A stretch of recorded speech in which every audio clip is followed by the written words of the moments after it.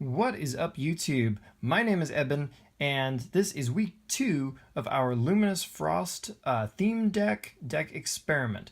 The past week, I have taken the deck exactly as it comes from the box and played 10 matches. 10 matches with it against regular decks designed to take on regular decks in the meta. They weren't all exactly tier 1 decks, but they were all at least pretty darn competitive. And I'll be honest with you, I was not expecting to do super well. It's a theme deck out of the box, right? But the deck actually proved to be pretty awesome. We're going to kind of thumb through the deck really quickly, look at what we ended up cutting, what we didn't, what worked and what didn't, and we'll go from there. This is a playtesting experiment anyway. But we played Tapu Koko GX, Incineroar GX, Scizor EX Rourke, that was from previous format, but you know, whatever. Ho-Oh EX Lurantis, and, well, Lurantis GX. And then finally, Primarina GX. And they were all pretty good. And the way we won each time, because we actually ended up going 4 wins and 6 losses, which kind of blows my mind. Honestly, I've never done something like this and gotten that good of a record with the deck from the box. So if you're a beginning player and looking for a theme deck to buy, this could easily be the one to buy. And it all comes down to this thing right here. Our Alolan Ninetails, which is definitely staying in the deck. definitely. So many decks have so few ways of dealing with it that basically, since all our Pokemon only give up 1 prize, it's very hard for them, especially without Versus Seeker anymore in format, it's very hard for them to get enough prizes as long as we keep putting our Ninetales up in the active slot. And with like our Nest Balls and Timer Balls, it was actually pretty easy to get this thing built, usually. So we're definitely, from our Pokemon, we had 25 Pokemon, which is really excessive. And these to support it, definitely that's going on. And this did get sniped a lot. People would Guzma for it to prevent it from evolving. So I like running 3 of it. That's absolutely fine. We're definitely keeping that like 150%. It was so good. And speaking of things that are so good and have Alolan in the name, Alolan Sandslash was also really amazing. A lot of times the only reason we managed to get the resources we did was because we managed to set up a Slush Rush with our Sandslash. And that extra card, like basically drawing twice as fast, was really nice, especially since we didn't have the benefit of things like Sycamore. So we're definitely going to run our 2 Sandshrews, which their defense curl proved to be very useful as well. That 50-50 chance if we're in a tight spot for no energy of potentially not taking anything next turn. That's been very useful too. Now, our Kingdra line, it hasn't been the most useful. There were definitely a couple of games where it put on a lot of pressure, and it's our highest damaging Pokemon right now at 90. I don't know if we're going to necessarily go the long haul with Kingdra, but since we only get to cut 5 cards this week, we're definitely keeping Kingdra around. And Water is, as you can see so far, definitely the core of the deck. So we're definitely keeping Kingdra. And with only 5 cuts, even though Simipour hasn't been like super awesome for us, you know, it does, you know, it's cheap energy-wise. The 90 HP isn't too great, but hey, you know, what are you going to do? We're starting early here.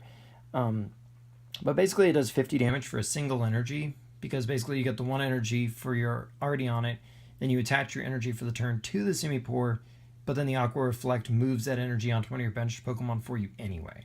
So basically you attached it to your benched Pokemon in the first place, kind of, if you see what I'm saying. So for now it's going to work for us. And it can take early damage for other mons, so that when we're still dealing damage, but we're powering up our other guys, and well, you get the idea. It's a decent support Pokemon that we got. That's probably not going to be in the final version of the deck, but it's certainly good enough for now. So our Simipour is definitely sticking around. Plus, look at that face. That thing is adorable. You can't not love that face. If you don't love that face, you just get out of here right now. Right after you like the video, you just get out. Anyway. Bruxish, which I now can pronounce, yay. This thing has actually put in some work. I actually synchronized, and it made a big difference because someone had to try to attack me with an Octillery, and that 20 damage from the Synchronize actually paid off because it meant it couldn't come in on me without getting one-shotted because it was down to 70 HP. And the Gnash Teeth does work when people don't have access to free retreats, so it's definitely a nice one-of we can go looking for in the right situation, and the 100 HP isn't too bad, so it's definitely sticking around. Our Heatmores, I never got a chance to Odor Sleuth, and I'm really disappointed that I didn't get to. Because it tosses 2 coins, but for each heads you get any card you want from your discard pile into your hand.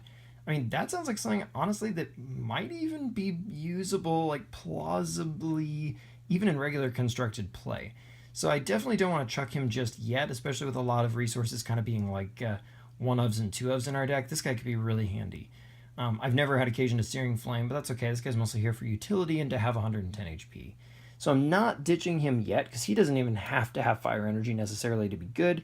And a lot of these Pokemon don't mind double colorless. The Sandslash can use it, the Ninetales can use it, and the Bruxish can use it right here. And Heatmore obviously wants it, so we're going to try to keep him around. I'm not sure. The next couple of weeks we'll know for sure on Heatmore. But and our last Pokemon here, Bouffalant, I was so close to cutting him. I was so close. But if we do end up going DCE, this guy might end up being a little more useful. And with his Bouffant head, I mean, he's effectively kind of got 150 HP, and he's one of our biggest damagers for now. And his energy flexibility, not that that's really been an issue, all that conspires to make him pretty keepable. And that said, that does lead us to some of our first cuts, which is we're going to be cutting our Pansear and our Simisear, because honestly, they just haven't been putting in the work. It's basically kind of like Simipour, except I have to have a fire energy on my discard, and we have so few fires in here already, and there's no way to like easily get them and stick them in our discard pile. There just really hasn't been a practical time for it. Simipour just does his job so much better. And having to have a fire energy to get significant damage out of him, or indeed any out of Pansear, just makes this guy just so incompatible, and he's just not put in any real work in all 10 games, and that's a shame, because this guy looks really cool, and I want to like him. But you know what? Sometimes you gotta cut a card even if you like it personally, just because it's not mechanically doing its job. So these three guys will be 3 of our cuts over here. And remember, we have 5 cuts, but with 25 Pokemon, you had to know we were going to cut some Mons. So that's 3 of our 5 cuts right there, which is going to take us down to 22 Pokemon, which is still a lot, but you can kind of see our Pokemon lines. We're going to have to kind of cut that a little slowly here. So that's all our Mons gone. And we're going to keep it like that, just like it is. And our supporters, we got 3 How. And this guy was amazing. I never didn't like him. He was always a card I was glad to see. The drawing 3 cards, you'll never appreciate it more than when it's the most you can draw. It was so good. Professor Kukui, he basically just said draw 2 for me. The plus 20 didn't really matter very much because our deck's damage output is so low. It was more about outlasting our opponents. But that was still good. And that said, our last supporter, Lana, I didn't expect her to be very good. But honestly, we have so few trainers, she's definitely going to make the cut just because she does something. But a lot of decks can only do fairly light damage to our Alolan Ninetails, and the ability to heal 50 from it, which is basically half its HP, can be really important. There were actually a number of games where I wanted to get the Lana, so she's definitely going to stick around, and that is our 6 supporter line.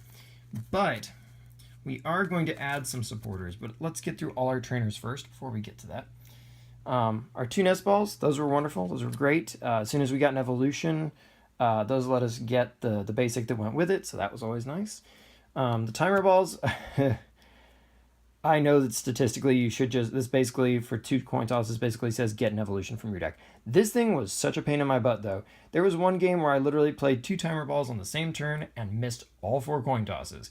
So I don't know if it just hates me or what. I'm going to play it the way it should be played statistically. You know, this gets an evolution, which is good. It's basically the opposite of nest ball. But that card has been rather frustrating. So we'll try to find something more reliable later. But for now, obviously, it makes sense. Our rescue stretcher, we actually won a game because of that. We managed to get a Seadra to snipe something, so that was amazing. No reason to cut that just yet. The energy retrieval, use that once or twice. Escape rope, we managed to use that to, when we were racking up damage, spreading it around with our Ninetales over time, we managed to pull somebody in for a quick KO there. Wishful Baton, hey, our Ninetales has 3 energy on it. When that thing goes down, we'd like to pass it on. So that's pretty good. No reason not to use that. This thing, honestly, is not very useful. Even though the healing is something nice, there are cards that just do it 100% better, and the status heal isn't really relevant. It's a random one-of. It's not reliable enough. But there are other things that are a bigger concern for us right now, and at least the big Molisada might do something. So it's surviving the cut for now. Don't count on it being here forever, but it's surviving the cut for now. And that's our whole trainer base right there. I mean, it's the smallest part of our deck. It's literally 15 cards. So our energy base was 14 water energies, 4, 5, and 10. And we did have 6 fires, but since we're dumping the only thing that absolutely has to have fire, which is our Simisear, we can drop this 20 energies, which is quite a lot, down to 18 quite easily. By cutting 2 fires, we're taking these guys out. These are our other 2 cuts, because that's really way more energy than we need, especially since we're going to up the draw power of the deck. So those are our cuts. Those are going. We're still keeping our 18 energy, so that's not too bad. And our additions are going to be basically just adding draw power. We're adding 3N because our opponents can take prize leads on us pretty quickly, especially once they realize what we're doing. So they're going to try to pick up prizes quickly with things like Guzma. So we're going to punish that with N by drawing them to small hands and still getting lots of cards ourselves. So this is a really solid pick for us. We're running 3. That rounds out our draw supporters to a grand total of 8 draw supporters. And to kind of give us a little more of that reliability we're looking for, I am going to also put in 2 Ultra Balls, just so that there were a couple times where, like, I'd have the evolutions and the timer balls, but I wouldn't have the basic mons, or I'd have the nest balls and the basics, but I wouldn't have the right evolutions. So this is going to kind of help us play both sides. And we do have a lot of extra cards in hand right now, so those discards won't hurt us at all. So short version of this whole big story is this is going to be our final set of cuts for week 1, or well, technically week 2, our first actual cuts, but our week 2 of the project, and these are our cuts.